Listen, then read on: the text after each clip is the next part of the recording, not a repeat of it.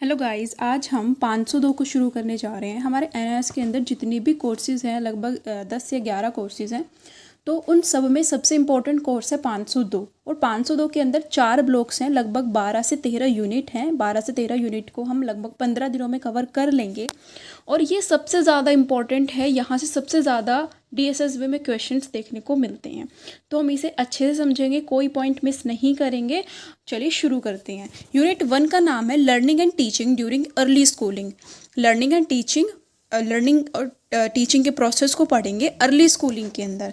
इसमें जो मुझे इंपॉर्टेंट लाइंस मेरे इंट्रोडक्शन में ही मिल गई, देखो, the theories and practices of teaching learning process following 3 dominant approach, namely teaching and learning for behavior modification, problem solving और construction of experience।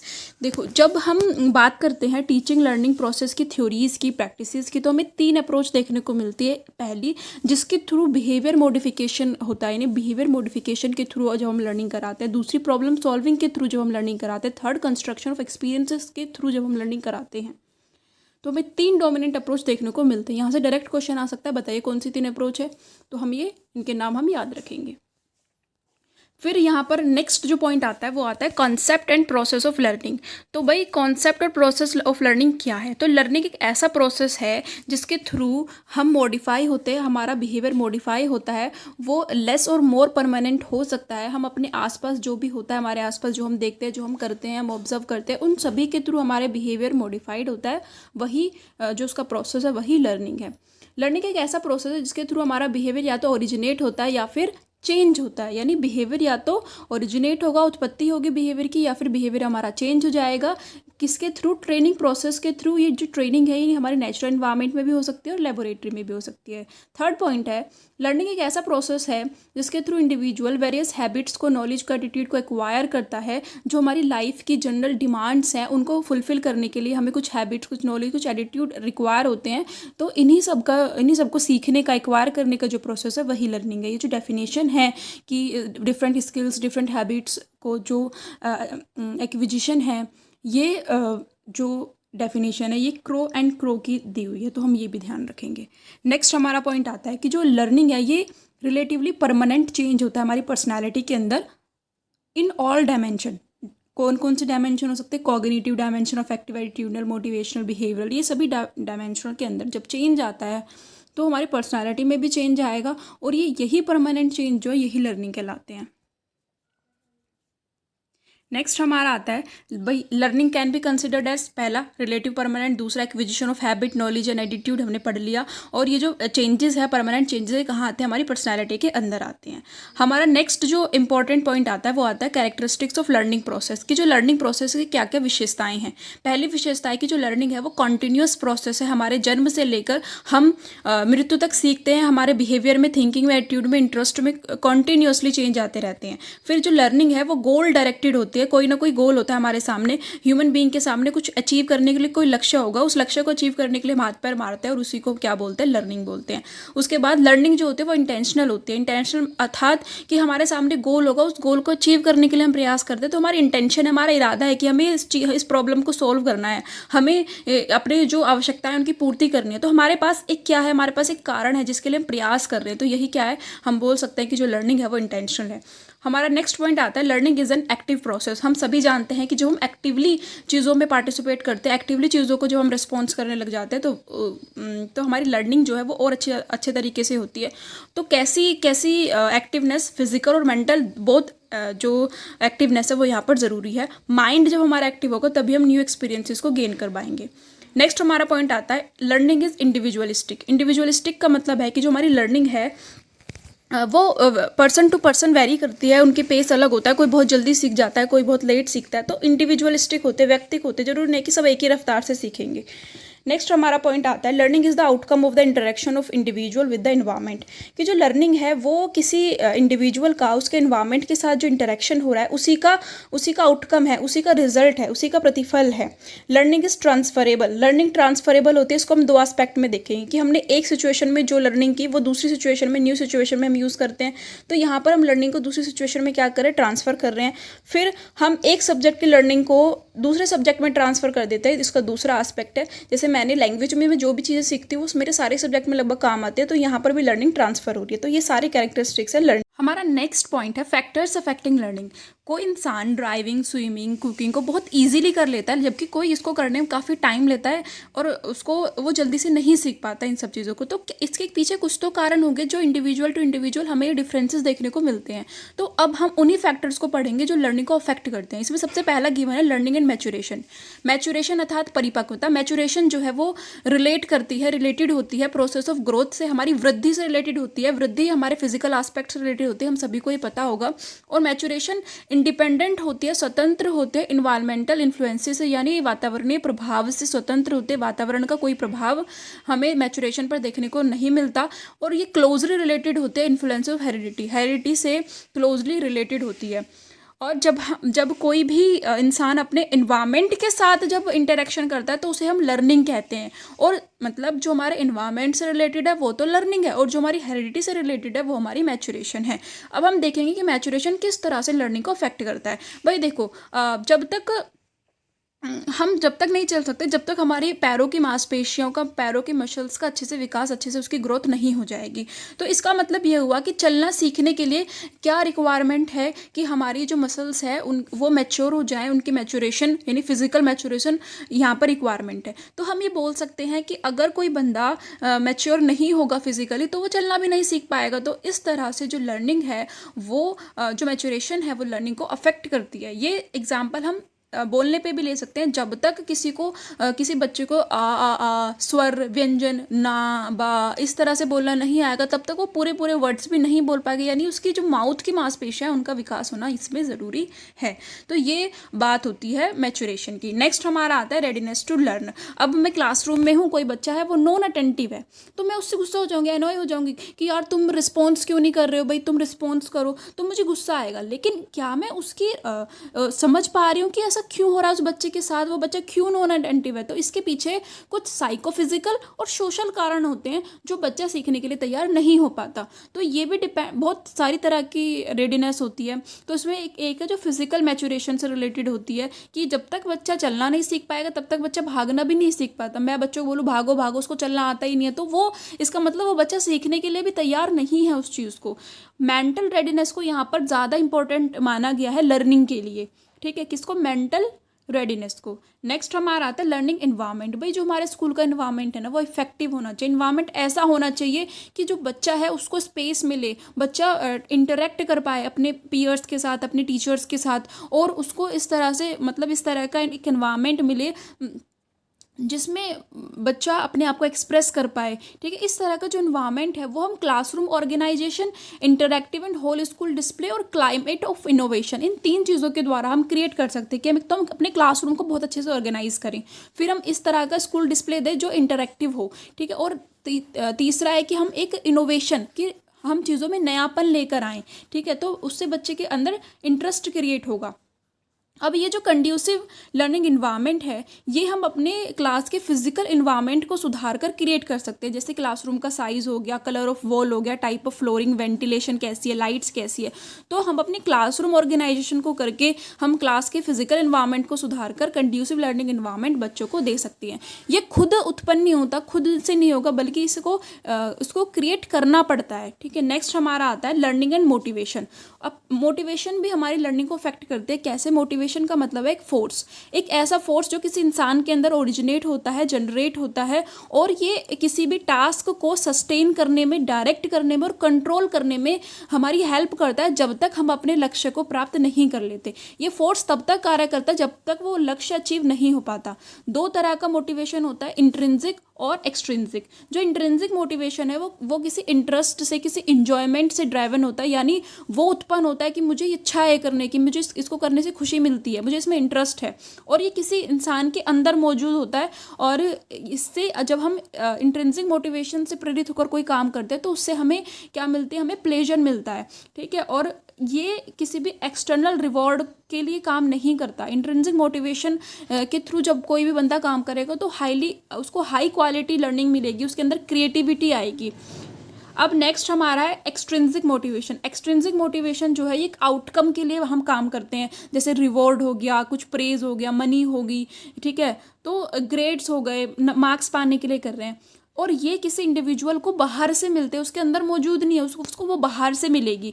हम होमवर्क क्यों करते हैं? कोई बच्चा ऐसा होता है कि होमवर्क वो अपने पेरेंटल डिससेटिस्फैक्शन को अवॉइड करने के लिए करता है, कि हमारे पेरेंट डिससेटिस्फाइड ना हो हमारी चीज़ों को लेकर, इसलिए हमने होमवर्क कर लिया, हमें ग्रेड्स मिल जाए इसलिए हमने होमवर्क कर लिया, मुझे पैसे मिले इसलिए मैंने जॉब कर ली। तो ये एक एक्सट्रिंसिक मोटिवेशन होती है। नेक्स्ट है हमारा हाउ चिल्ड्रन लर्न। देखो इसके अंदर एक टीचर है और एक बच्चा एडमिशन के लिए आता है। मिस्टर बिने हैं, एक टीचर हैं प्राइमरी स्कूल के, और एक बच्चे का नाम है झुम्पा, वो उनके पास एडमिशन लेने आती है। तो जब वो उनसे इंटरेक्ट करते हैं, उस बच्चे को ऑब्जर्व करते हैं, वो देखते हैं कि ये जो लड़की है ये अपनी फीलिंग्स को सिंपल सेंटेंसेज में एक्सप्रेस कर पा रही है, ये प्रॉपर टेंस का यूज़ कर रही है, मतलब प्रॉपर काल है की जगह है, था की जगह था लगा रही है। और ये जो लड़की है ये मेरे जो सिंपल क्वेश्चन है उनके आंसर भी कर रही है। ये लड़की क्यूरियस है और बहुत सारे क्वेश्चन मुझसे पुट कर रही है। ये मेरे इंस्ट्रक्शंस को, मेरी कमांड्स को फॉलो कर रही है। अगर मैं बोल रहा हूँ स्टैंड अप तो स्टैंड अप कर रही है, मूव टू योर लेफ्ट, तो मतलब सारी चीज़ों को वो फॉलो कर रही है। फिर ये अपने मतलब कुछ सॉन्ग्स को भी गा रही है जो वो लाइक करती है। अगर मैं क्लास में कोई गेम करा रहा हूँ तो वो उसके जो रूल्स हैं उसको स्ट्रिक्टली फॉलो कर रही है। तो अब उन्होंने ये जो लिस्ट बनाई है कि बच्चा ये काम परफॉर्म कर पा रहा है, तो उन्होंने ये, हम कैसे बोल सकते हैं कि बच्चा पहले से कुछ सीख के नहीं आया? तो कहने का सेंस ये है कि क्या उसकी फैमिली में, उसके नेबर में कोई एक ऐसा इंसान था जो उसको सिखा रहा था ये सब परफॉर्म करना? नहीं, ये उसने खुद सीखा, अपने इन्वायरमेंट से इंटरेक्ट करके सीखा। तो कहने का सेंस ये है कि ये बच्चा नेचुरली चीज़ों को यहाँ पर सीख के आया है।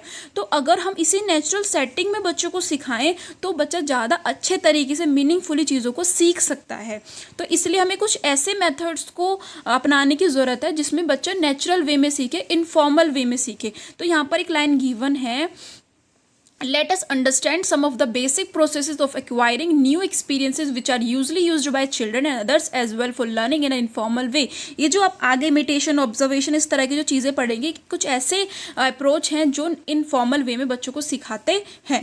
पहला इसमें आता है हमारा इमिटेशन। अब इमिटेशन क्या है? किसी भी इंसान के बिहेवियर को कॉपी करना इमिटेशन है।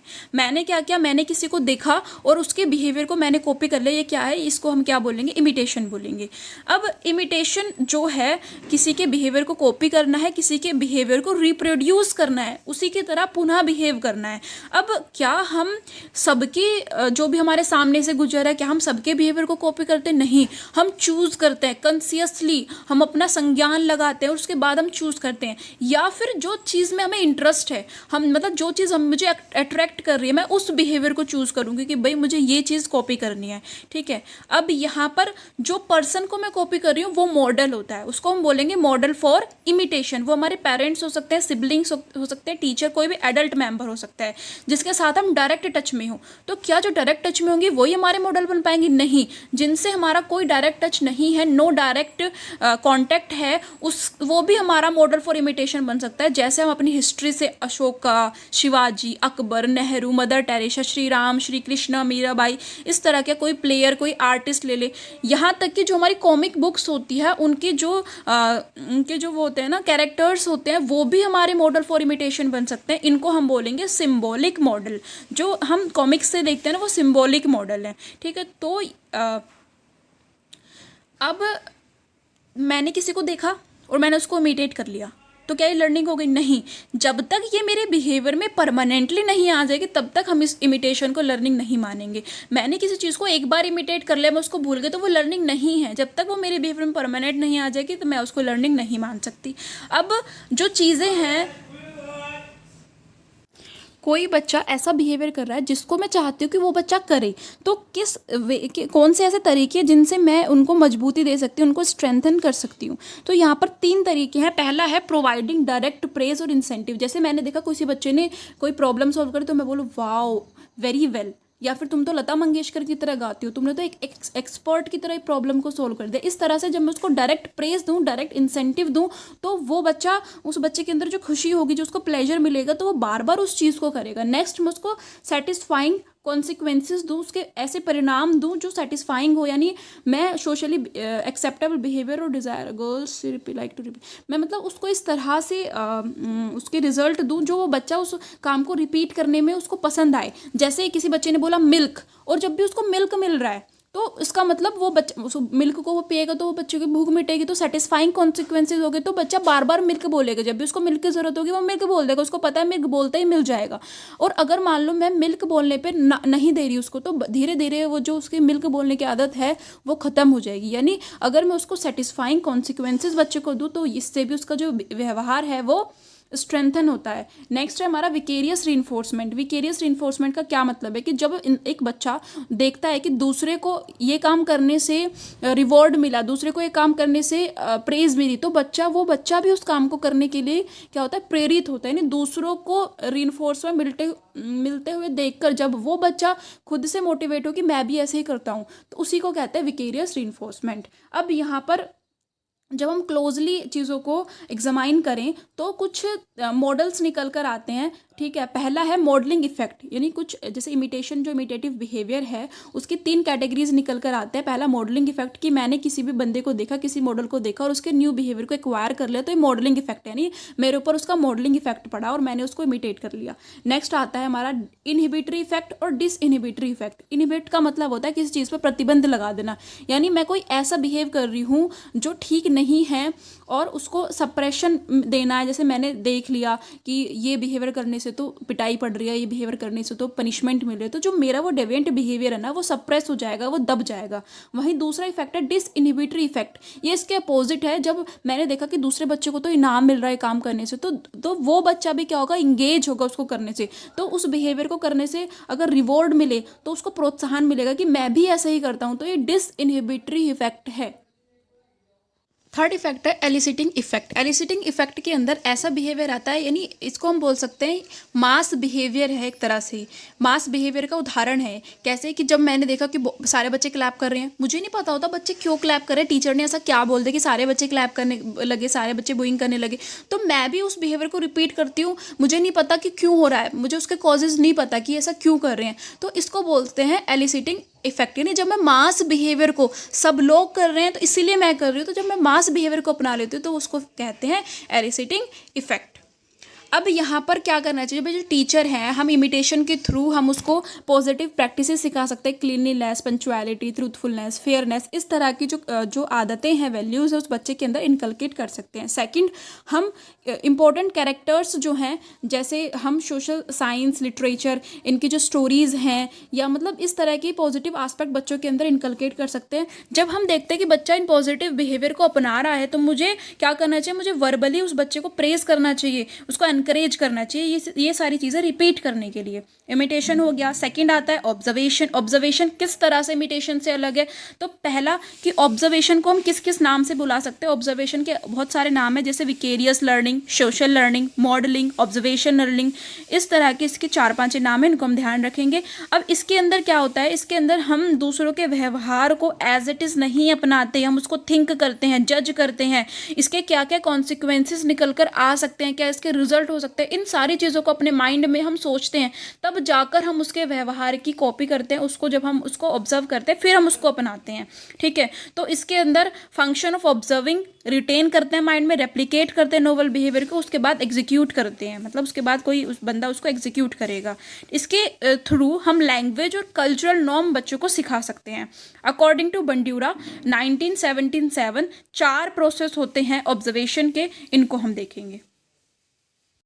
अब इसमें पहला है अटेंशन प्रोसेस। अटेंशन प्रोसेस के अंदर क्या है कि मैं किसी भी मॉडल के टोटल बिहेवियर को कॉपी नहीं करूंगी, बल्कि मैं जो चीज़ों में को सीखने में मुझे इंटरेस्ट है उन स्पेसिफिक एस्पेक्ट पर फोकस करूंगी, उन पर अटेंशन दूंगी, उनको सीखने का प्रयास करूंगी। अब एक बच्चा है और बच्चा अपने टीचर की तरह गुड हैंड राइटिंग को सीखना चाहता है, तो वो देखेगा कि अच्छा टीचर ऐसे पेन पकड़ता है, अच्छा टीचर फिंगर्स को ऐसे मूव करता है, अच्छा वो कैपिटल लेटर्स ऐसे बनाता है, मतलब वो सारी चीज़ों को देखेगा। अब सेकेंड जो प्रोसेस है वो है रिटेंशन प्रोसेस। रिटेंशन का मतलब होता है अपने माइंड में उसका भंडारण करना, भंडारण प्रक्रिया। अब यहाँ पर एबिलिटी, रिटेंशन का मतलब है ability to store information as an important part of learning process. Retention के अंदर दो चीज़ें आते हैं कि हम अपने माइंड में उसका स्टोर कर लें। सेकंड, जब हमें ज़रूरत हो तब हम उसको सिक्वेंसली वैसे ही उसको याद भी कर पाएँ, जो भी चीज़ हमने ऑब्जर्व करी, जो भी हमारा ऑब्जर्वेशनल लर्निंग थी।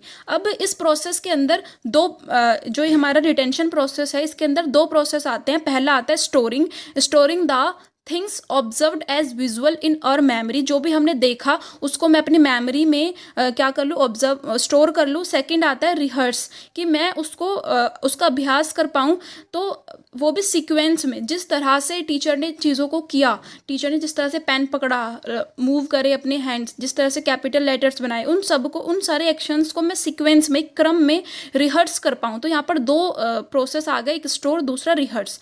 ठीक है, नेक्स्ट हमारा आता है मोटर रिप्रोडक्शन प्रोसेस। अभी तक मैंने उस बिहेवियर को एग्जीक्यूट नहीं किया, अभी तक मैंने उसमें अटेंशन दी, फिर उसको अपने माइंड में उसको स्टोर करा, उसको रिहर्स करा। अब थर्ड नंबर पर आता है कि मैं उसको अब एग्जीक्यूट करूं। अब इसके लिए चीज़ों को फिजिकल एक्शन में लाने के लिए मुझे दो चीज़ों की ज़रूरत पड़ेगी। पहला, basic requirements, basic physical requirements. मान लो मैं सचिन तेंदुलकर की तरह छक्का मारना चाहती हूँ और मेरे अंदर ये फिजिकल कैपेबिलिटी है ही नहीं कि मैं भाग पाऊँ या मैं ऐसे बैट घुमा पाऊँ, तो मैं इस चीज़ को मतलब नहीं कर पाऊँगी मैं। सेकंड हमारा आता है, सेकंड एस्पेक्ट जो होता है कि मैं चीज़ों को सिक्वेंसली प्रैक्टिस कर पाऊँ, जिस तरह से एक्शन हुआ वैसे ही। तो मैंने देखा उसको मैं मेंटली किस क्रम में रिहर्स कर रही हूँ, सेकंड वो पार्ट आता है।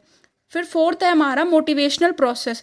जब मैंने कुछ चीज़ देखी, सीखी, मैंने उसको माइंड में भी रिहर्स कर लिया, लेकिन जब तक मैं मोटिवेटेड नहीं हूँ उस काम को करने के लिए, तब तक मैं उसको एग्जीक्यूट नहीं करूँगी, तब तक मैं उसको फिजिकली उस एक्शन को नहीं करूँगी। तो किसी बच्चे का मोटिवेट होना भी इन सारी चीज़ों को करने के लिए ज़रूरी है। इसमें स्पेशली सेल्फ मोटिवेशन की ज़रूरत होती है किसी भी काम को करने के लिए। अब नेक्स्ट है हमारा trial and error. Trial error मतलब कि हम ट्राई करें और फिर हम गलतियां करें, उसके बाद हम सीखें, यानी हम ट्राई और गलतियां करके सीख रहे हैं। जैसे जब कोई बच्चा एक साइकिल को चलाना सीखता है, तो ऐसा नहीं है कि वो एक ही ट्रायल में, वन ट्रायल में ही वो बाईसाइकिल को चलाने में परफेक्शन हासिल कर लेगा। नहीं, वो बहुत सारे अटैम्प्ट करता है, धीरे धीरे वो उस स्किल पर मास्टरी हासिल करता है। धीरे धीरे ग्रेजुअली जो उसके एरर्स हैं वो मिनिमाइज्ड होना शुरू हो जाते हैं, और अल्टीमेटली क्या होता है, अल्टीमेटली उसको वो स्किल उसके अंदर डेवलप हो जाती है। When one is confronted with a difficult problem for which she does not have any ready-made solution, she will engage in a variety different responses until one response produces a satisfying effect। जब हमारे सामने कोई भी difficult problem आती है और हमें उसका रेडीमेड सॉल्यूशन नहीं पता, तो हम बहुत सारे रिस्पॉन्स करते हैं। हम तब तक वैरायटी ऑफ रिस्पॉन्सेस करते हैं जब तक हमें उन रिस्पॉन्सेस का सेटिस्फाइंग रिजल्ट नहीं मिलता। ठीक है, कहने का सेंस है कि हम ट्रायल और एरर से किसी प्रॉब्लम को सॉल्व करते हैं।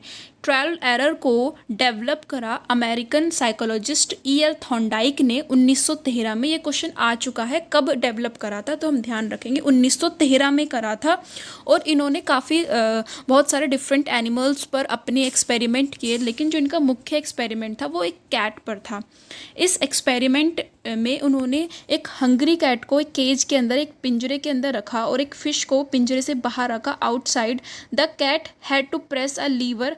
कैट को एक बटन को प्रेस करना था जिससे वो बाहर आए और ग्रैब कर ले फिश को। इनिशियल अटैम्प्ट्स में कैट ने बहुत सारे अननेसेसरी मूवमेंट्स करे, ठीक है, इधर उधर हाथ पैर मारे, लेकिन धीरे धीरे जो उसके रैंडम मूवमेंट्स थे वो रिड्यूस होते गए और फाइनली उस कैट को पता लग गया, अच्छा यहाँ पर प्रेस करने से ये खुल जाता है। तो from this experiment Thorndike develop the following 3 laws of learning. इस एक्सपेरिमेंट से थॉर्नडाइक ने 3 लॉ लर्निंग के डेवलप करे। पहला है लॉ ऑफ एक्सरसाइज, अभ्यास का नियम। इसमें यह है कि अगर हम किसी भी चीज़ का अभ्यास करते हैं तो वो हमें लॉन्गर टाइम तक हमें रिटेन रहती है, हमारे माइंड में रहती है। इससे इससे दो लॉज इससे रिलेटेड हैं। पहला है लॉ ऑफ यूज़, दूसरा है law of disuse. Law of disuse का मतलब कि अगर हम किसी भी चीज़ को अपने यूज़ में लाएंगे तो स्टिमुलस और रिस्पॉन्स का जो कनेक्शन है वो मजबूत होगा, उनका बॉन्ड मजबूत होगा। वहीं अब अगर हम किसी चीज़ को डिसयूज़ में लेकर आएँ, उसका यूज़ करना छोड़ दें, तो स्टिमुलस और रिस्पॉन्स का जो कनेक्शन है वो वीक होता जाएगा। सेकेंड लॉ है law of effect. Law of effect का मतलब है अगर हमने कोई रिस्पॉन्स हम देते हैं और उसके बाद हमें सेटिस्फाइंग इफ़ेक्ट हमें मिलते हैं, हमें रिवॉर्ड मिलता है, प्रेज़ मिलते हैं, पॉजिटिव इफ़ेक्ट मिलते हैं, तो हमारा बिहेवियर मजबूत होता है। वहीं अगर हमें पनिशमेंट मिले और रिबफ मिले तो हमारा बिहेवियर जो है वो हम फॉरगॉट कर देते हैं, हम भूल जाते हैं उस बिहेवियर को। थर्ड है law of readiness. Effective learning तभी होगी जब कोई बच्चा सीखने को तैयार होगा। इस लॉ की एजुकेशनल इम्प्लीकेशंस बहुत ज़्यादा क्लियर हैं और हमें बच्चे के अंदर रेडीनेस लानी होगी किसी भी चैप्टर को शुरू करने से पहले, कि हम बच्चों को बता सकते हैं कि हम ये क्यों पढ़ रहे हैं, अगर आप ये पढ़ोगे तो इसके क्या क्या बेनिफिट्स होंगे, ठीक है, क्या सिग्निफिकेंस है उस पर्टिकुलर चैप्टर को पढ़ने के। तो ये सब चीज़ों से जब हम बच्चों को अवगत कराएंगे तो बच्चा उसको सीखने के लिए तैयार भी होगा। नेक्स्ट है हमारा पार्टिसिपेशन और डूइंग। लर्निंग बाय डूइंग और through ex participation is considered as effective means for meaningful learning. अर्थपूर्ण अधिगम्य करके सीखना, लर्निंग बाय डूइंग और पार्टिसिपेशन से सीखना बहुत ज़्यादा इफेक्टिव मीन्स है। और हम रियल एक्सपीरियंस देकर रियल लाइफ प्रॉब्लम्स को सॉल्व कराते हैं बच्चों से। ये एक ऐसा तरीका है जिससे बच्चे थिंकिंग और रीजनिंग लगाकर practical act of manipulating object, हम किसी भी प्रॉब्लम को सॉल्व करने के लिए ऑब्जेक्ट को प्रैक्टिकली मैनिपुलेट करते हैं। और ये जो पार्टिसिपेशन है ये प्रमोट करता है सेल्फ लर्निंग को और सेल्फ असेसमेंट को।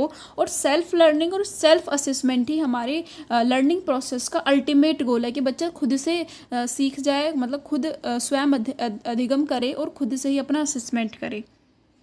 हम क्लास में बच्चों को इंडिविजुअल वर्क नहीं कराते बल्कि छोटे छोटे समूह में ग्रुप वर्क कराते हैं जो उनकी लर्निंग के लिए बेनिफिशियल होता है। रिसर्च फाइंडिंग्स, कुछ रिसर्च हैं, research findings consistently show that the more people are involved as active participant in small group the better they do, कि इतना वो अकेले नहीं कर पाएंगे जितना वो स्मॉल ग्रुप एक्टिविटीज़ के अंदर सीखते हैं बेटर तरीके से। अब क्या क्या बेनिफिट्स हैं पार्टिसिपेशन के और ये क्या प्रमोट करता है। पहला, एक्टिव एंड मीनिंगफुल लर्निंग को एक कॉन्टेक्चुअल सिचुएशन में, क्योंकि रियल लाइफ सिचुएशन में हम पार्टिसिपेशन कर रहे होते हैं, एक्ट कर रहे होते हैं, तो इससे एक्टिव और मीनिंगफुल लर्निंग होती है। दूसरा, एक्सपीरियंसेस को, ग्रुप में काम कर रहे हैं बच्चे तो एक्सपीरियंसेस को शेयर करते हैं। Third, pulling combined resources for successful completion of, किसी भी टास्क को कंप्लीट करने के लिए उनको बहुत सारे रिसोर्सेज पूल करने होते हैं, एकत्रित करने होते हैं। Search, debating, coming out with innovation and alternative way of problem solving, किसी भी प्रॉब्लम के लिए वो सर्च करते हैं, डिबेट करते हैं और एक किसी भी इनोवेटिव और अल्टरनेटिव वे से किसी एक नतीजे पर पहुंचते हैं। उनके अंदर सोशल क्वालिटीज़ डेवलप होती है, sharing, fellow feeling, accepting responsibility. उनके अंदर पर्सनल क्वालिटीज़ भी आती है, self confidence, self esteem, courage to task या फिर क्वेश्चन करना।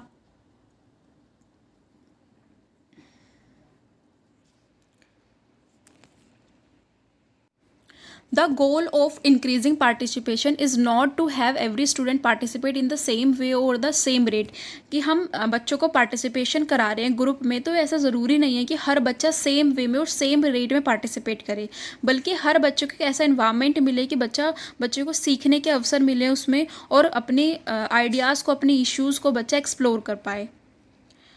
डिफरेंट तरह के बच्चे होते हैं, जैसे कुछ रिफ्लेक्टिव स्टूडेंट होते हैं। Some who do not speak often in class are reflective students, कि जो क्लास में बोलते ही नहीं हैं वो रिफ्लेक्टिव स्टूडेंट है। Who typically develop ideas and questions in their minds before speaking, जो बोलने से पहले क्या करते हैं, चीज़ों पर रिफ्लेक्ट करते हैं, माइंड में बोलने से पहले उन आइडियाज़ को सोचते हैं। ऐसे नहीं कि कुछ भी क्लास में स्पीक आउट कर दिया, तो वो रिफ्लेक्टिव स्टूडेंट है। फिर है शाय स्टूडेंट, जो अनकम्फर्टेबल फील करते हैं ग्रुप के सामने बोलने में, बल्कि कुछ स्टूडेंट्स ऐसे होते हैं जो फ्रिक्वेंटली वॉलंटियर करते हैं, कंट्रीब्यूट करते हैं और ये बोलने से पहले कम ही सोचते हैं। Typically think while they speak, ऐसे स्टूडेंट एक्टिव स्टूडेंट है।